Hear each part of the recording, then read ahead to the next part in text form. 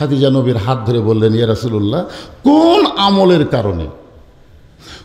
আমলের কারণে ফাতেমাকে আল্লাহ জান্নাতি নারীদের নেত্রী বানাইছে, এটা না যতক্ষণ না বলবেন ততক্ষণ আমি খাদিজা আপনার হাত ছাড়ব না।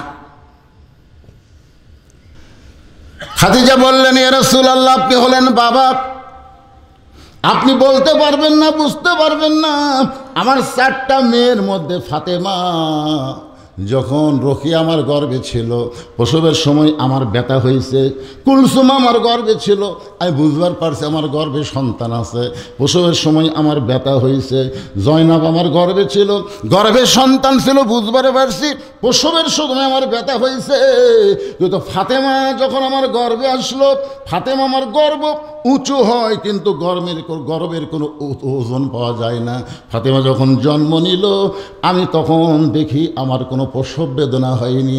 আমি তাকাই দিকে ফাতেমা 2টা হাত দিয়ে তার ইজ্জত ঢেকে দুনিয়াতে এসেছে। আমি মা হইয়াও পর্যন্ত ফাতেমার ইজ্জত দেখতে পাই নাই। সঙ্গে সঙ্গে আল্লাহ নবী খাদিজার কপালে চুমু দিয়ে বললেন, খাদিজা, তুমি মা হইয়া বলতেছো, ফাতেমা দুনিয়াতে জন্ম নেওয়ার সময় পর্দার মধ্যে জন্ম নিয়েছে। আমি নবী হিসাবে বলতেছি, ফাতেমা এই পর্দার ভিতরেই দুনিয়া থেকে বিদায় নেবে। যে ফাতেমা পর্দা নিয়ে দুনিয়াতে আসলো, আবার পর্দার ভিতরে দুনিয়া থেকে বিদায় নেবে, তাকে তুমি 2 নম্বর কহ। খাদিজা বলতেছে, হুজুর সিরিয়াল তো তাই হবে, 1 নম্বর যদি খাদিজা হয়, 2 নম্বর তো ফাতেমায় সিরিয়াল মানা লাগবে না, নাকি কন? 1-এর পরে কয় হয়? আল্লাহ রাসূল বলেন, খাদিজা মনে কষ্ট নিয়েন না, ফাতেমা জান্নাতি না, ফাতেমা জান্নাতি না, ফাতেমা হলো জান্নাতি নারীদের নেত্রী। আল্লাহু আকবার। খাদিজা বলতে, হুজুর নেত্রী মানে কি? তাহলে 1-এর ওপর? রাসূল কয় 1-এর খাওয়া আছে, নেত্রীর কাছে 1-এর খাওয়া আছে। খাদিজা বললেন, হুজুর আমি হলাম মা আর ফাতেমা হলো মেয়ে, আপনি বলেন আমি কি করিনি? মক্কার সবচাইতে ধনবতী রমণী আমি ছিলাম। 25 বছর যুবক, আপনাকে আমার স্বামী বানাই নিলাম। আপনি যখন আমার স্বামী হলেন, আপনি যা চাইলেন তাই করার কারণে এক সময় আমি ভালো বাড়িতে ছিলাম, ভালো বিশ্রাম ছিলাম, ভালো খাবার খাচ্ছিলাম, কিন্তু আপনার বউ হওয়ার কারণে আমার সব সম্পদ আল্লাহর রাস্তায় দান করে দিয়েছি। ভাঙ্গা ঘরে থেকেছি, না খেয়ে থেকেছি। এমনকি আবু তালেবের ঘরে যখন আমাদেরকে বন্দি করলো, তখন গাছের ছাল বাকল খাইছি। সর্বপ্রথম এই দুনিয়াতে আপনাকে নবী বলে স্বীকার করেছি। তারপরেও আমার উপর আল্লাহ রাসূল বলে, খাদিজা আমি কি করব? আমার তো করার কিছু নাই, যা করছে সব আল্লাহ। যা করছে কে? আল্লাহ আপনাকে 1 নম্বর জান্নাতি ঘোষণা করছে, আর ফাতেমাকে সাইদাতুন নিসাই আহলেল জান্নাহ, জান্নাতি নারীদের নেত্রী ঘোষণা করছে। এখন আল্লাহ যদি ঘোষণা করে, তা আমি নবী করার কি আছে? খাদিজা নবীর হাত ধরে বললেন, ইয়া রাসূলুল্লাহ, কোন আমলের কারণে ফাতেমাকে আল্লাহ জান্নাতি নারীদের নেত্রী বানাইছে, এটা না যতক্ষণ না বলবেন ততক্ষণ আমি খাদিজা আপনার হাত ছাড়ব না। আপনারা এখন হয়তো ওসফোস করতেছেন, কিন্তু মা বোনেরা যে বেঁচে আছে আর বোঝা যাচ্ছে না। আর কোনো শব্দ আছে? আমরা চাই বাংলাদেশের মেয়েরা জবান বন্ধ রাখুক, এটাই আমরা চাই। কারণ মেয়ে মানুষের কথাও কিন্তু পর্দা, পরপুরুষ শুনলে পাপ হবে। খাদিজা বলতে, যে হুজুর কোন আমলের কারণে ফাতেমাকে আল্লাহ খাতুনে জান্নাত ডিগ্রি দিল, এটা যতক্ষণ আপনি না বলবেন ততক্ষণ আপনার হাত আমি ছাড়ব না। আপনারা বলেন তো, মেয়ে মানুষের জেদ কম না বেশি? যে আল্লাহ বলছে ওয়ালা তাকরাবা হাদিস সাজারা ফাতাকুনা মিনাজ জালিমিন, ওই গাছের কাছে যাও না, তখন থেকে কিন্তু আদম আলাইহিস সালাম বলতেছে আল্লাহ যাব না। আপনি যখন নিষেধ করছেন যাব কেন? কিন্তু হাওয়া খালি চিন্তা করে নিষেধ করলো কেন? ওর মধ্যে কি আছে? মেয়ে মানুষকে কোনো জিনিস খালি নিষেধ করে দেখেন, ওর আগ্রহ বেড়ে যাবে। আমরা যত বলতেছি ঘরের মধ্যে থাকেন, ওরা ততই ঘরের বেড়া এসেছে। আমরা যতই বলতেছি রমজান মাসে মার্কেটে যায়েন না, ওরা ততই রমজান মাসে মার্কেট করতেছে। জোরে কোন কথা ঠিক কিনা? এই রোজা থেকে কি হবে রে? তো কয় হুজুর আমরা কি বোরকা পরা যাই না? তুমি তো বোরকা পরা দাও, কিন্তু মরদ মানুষের ঠেলা খাও না। দেখবেন কতগুলো মরদ এই মার্কেটে রমজান মাসে ঈদ, খুব ঈদের মার্কেট তো জমা যায় কাপড় এলাকায়, দেখবেন কতগুলো মরদ মানুষ কিনা লাগবে না তারপরে যায়। কি জন্য যায়? ঠেলা দেওয়ার জন্য যায়। হ্যাঁ, আমার মায়েদের জন্য বলতেছি, মা ভালো সব ভালো, মা ভালো সন্তান ভালো, মা ভালো বাড়িতে রহমত বরকত দিয়ে ভরে গেল। যেখানে সুবহানাল্লাহ। কারণ কোন আমলের কারণে ফাতেমাকে আল্লাহ খাতুনে জান্নাত ডিগ্রি দিল না বলা পর্যন্ত আমি আপনার হাত ছাড়ব না। আল্লাহ নবী বললেন, খাদিজা তাহলে আপনাকে দুইটা প্রশ্ন করব। এক নম্বর প্রশ্ন হলো, আপনি বলেন তো আপনি কত বছর বয়সে ঈমান গ্রহণ করছেন? খাদিজা বলতেছে, হুজুর আমি 55 বছর বয়সে ঈমান গ্রহণ করেছি। আল্লাহ রাসূল বললেন, তাহলে ঈমান গ্রহণ করার আগে আপনি কি ছিলেন? খাদিজা বলতেছেন, আমি কাফের ছিলাম। আল্লাহ রাসূল বলে, খাদিজা আপনার হায়াতের জীবনের 55 বছর আপনি কুবুরে হালে কাটাইছেন, 55 বছর আপনি কাফের ছিলেন। এখন বলেন তো ফাতেমা কত বছর বয়সে ঈমান গ্রহণ করছে? রাসূল বলে, খাদিজা এখন আপনি বলেন হিসাব করে ফাতেমা কত বছর বয়সে ঈমান গ্রহণ করেছে? খাদিজা বলতেছে, আমার ফাতেমা জান্নাতি, জান্নাতি হয়ে জন্মগ্রহণ করেছে। লিল্লাহু তাকবীর। আল্লাহ রাসূল বলে, খাদিজা তাহলে এক নম্বর প্রশ্নে আপনি হেরে গেলেন। আপনি 55 বছর কাফের ছিলেন, আর আপনার পেটের ফাতেমা একটা বছরও কাফের ছিল না। এখন বলেন খাদিজা, আপনাকে দুনিয়ার কত পুরুষ মানুষ দেখেছে?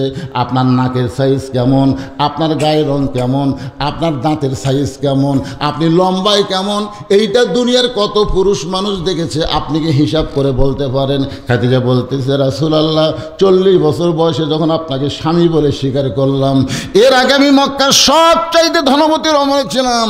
এই ধনবতী রমণী হওয়ার পিছনে কারণ হলো আমার অনেক বড় একটা ব্যবসা ছিল। এই ব্যবসা পরিচালনা করতে গিয়া হাজার হাজার পুরুষের সঙ্গে আমার লেনদেন হয়েছে। আমার নাকের সাইজ কেমন এটা দুনিয়ার বহু পুরুষ বলতে পারে, আমার মুখের সাইজ কেমন এটা দুনিয়ার বহু পুরুষ বলতে পারে, আমার গায়ের রং কেমন এটা দুনিয়ার। জামিলা একটা কাঠুরের স্ত্রী জামিলা একদিন ফাতেমা তার বাড়ির দরজা গিয়া বলতেছে, ও কাঠের জামিলা আমি একটু তোমার কাছে যাবার চাই। জামিলা ছোট্ট বাচ্চার মতন দরজাত কান্দে।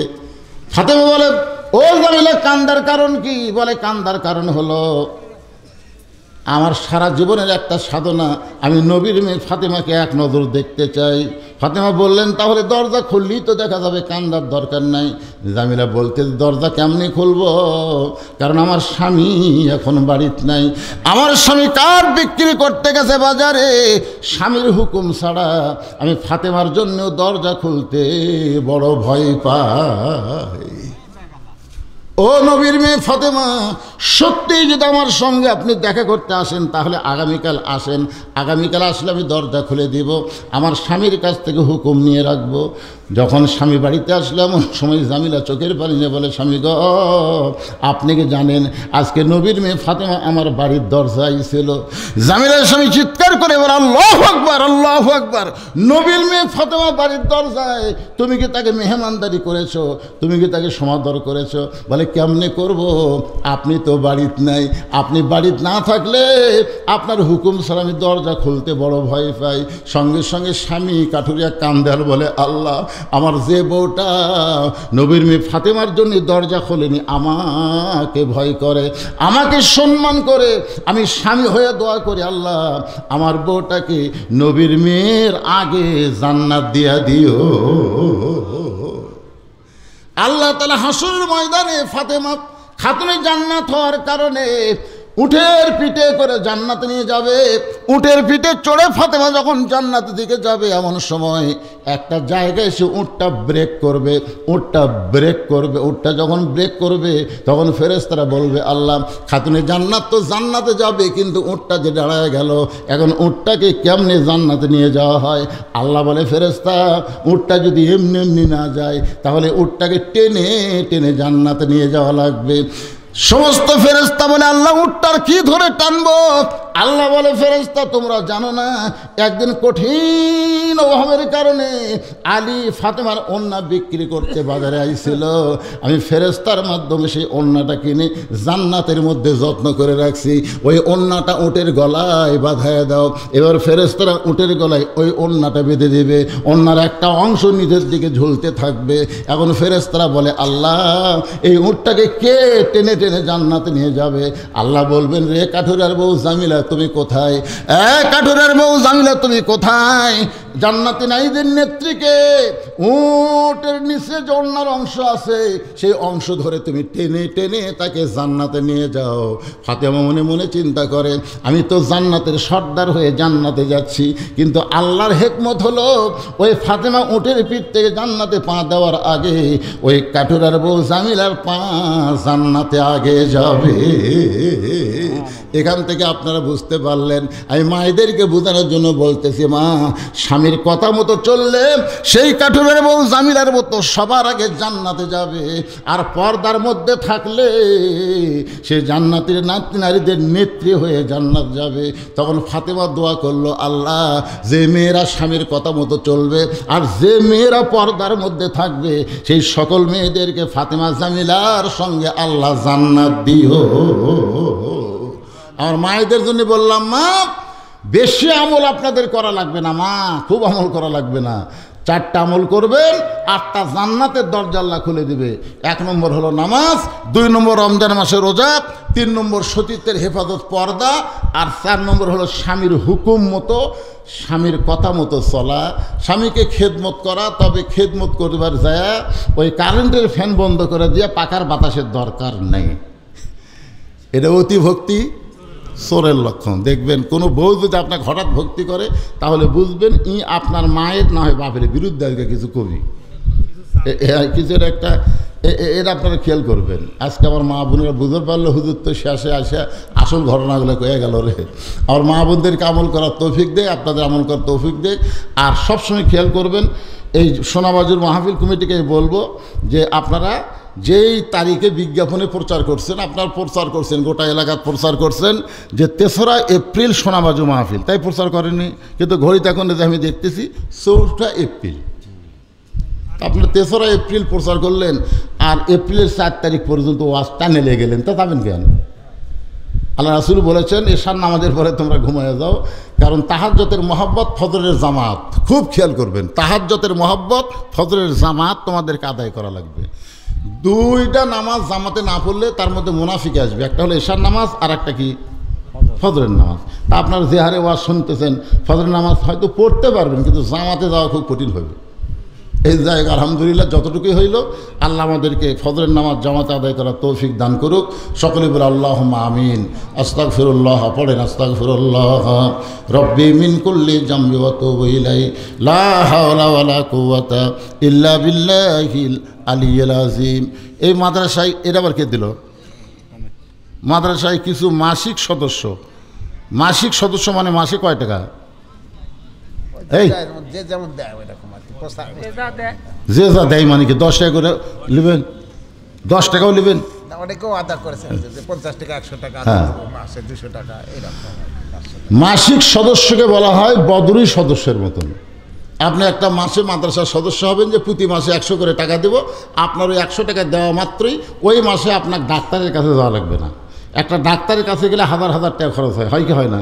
কিন্তু আপনি যখন 100 টাকা দিবেন, আজ সদকাতেও তার উদ্দুল বালা, আল্লাহ কয় যাকরে এই মাসের জন্য বেদি ব্যারাম আমি আল্লাহ দূর করে দিলাম। তো প্রতি মাসে 100 করে মাদ্রাসাত দিলেন, আপনার একটা সওয়াব হলো, আর বেদি ব্যারাম থেকে আল্লাহ মুক্ত করে দিল। এই হিসাবে যদি আপনারা কেউ মনে করেন হুজুর আমি মাসে 100 টাকা, বছরে 1200 টাকা এই মাদ্রাসার দান করব, এরকম কি 1-8টা আল্লাহর বান্দা আছেন? যদি কেউ থাকেন তাহলে এখানে লিখে দিবেন। এখানে অনেক সদস্য আছে, অনেক সদস্য আছে তারা দিচ্ছে না দেয় না? সদস্য কি আছে